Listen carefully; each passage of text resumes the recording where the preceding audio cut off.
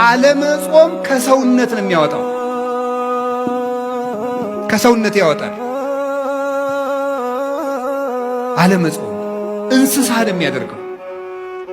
ቅዱስ ወግሪስ የተባለ አባት ብሎ ይናገራል። በቀን 3 ጊዜ የሚበላ ሰው እንስሳ ነው ይላል።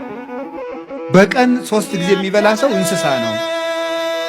በቀን 2 ጊዜ የሚበላ ሰው ሰው ነው። በቀን 1 ጊዜ የሚበላ ሰው ደግሞ መልአክ ነው ይላል። ይኸው እግዚአብሔር ቤተሰቦች፣ አሁን ሰው መብልን እየቀነሰ ሲሄድ መልአካዊ ባህሪው ነው የሚሰለጥነው።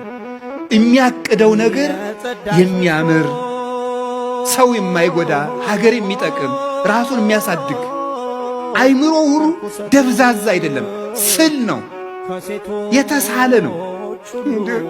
አሁን እኮ ይገርማል። ሰው ማሰብ ስላቆመ ክሪቲካል ቲንኪንግ ስልጠና ይባላል። ምኑን ያስበዋል? ሰው 24 ሰዓት እየበላ ሰጥሟል እኮ። እንዴት አድርጎ ያስብ? አሁን እኮ ማሰብ አቁመን እኮ ነው ራሱ እየተበላለን ያለ።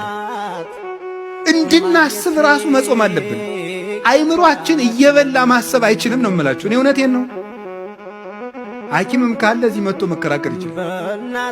ሰው ዝም ብሎ እየበላ ቁጭ የሚል ከሆነ ማሰብ አይችልም። ደሙ ያለ መጠን ይመላል። የደም ዝውውር የሞቀ ነው። እንደዚያ ባለ ቁጥር ደግሞ ዝሙት ይሰለጥንበታል። የሚያስበው ምኞቱ ብቻ ነው። ትክክለኛ ሐሳብ ማሰብ አይችልም። እንዲገርም በደፈረሰ ውሃ ፊትን ማየት ይቻላል? አይቻልም። ውሃው እኮ ሲጠራ ነው። እኛ እኮ አሁን ደፍርሰናል። መብላት መብላት መብላት መብላት፣ ደፍራሳ ጭንቅላት ነው ያለ እና የምናስበው ነገር ሁሉ ደፍራሳ ነው። የጠራ ዕቅድ የጠራ ሕይወት መኖር ግን ፈልጋችሁ እንዲሁ ክርስቲያን ባትሆኑ እንኳን ጾም ሰውነት ነው ነው። ወደ ጽድቁ እንመጣበታለን። ጾም ሰውነት ነው። ወደ ጽድቁ ቅድም ነግሬያቸዋለሁ። እግዚአብሔርን የሚያስመስል ጾም ሰውነት ነው።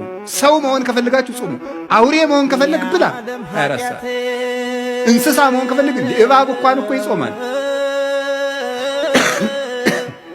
እባብ 40 ቀን ይጾማል።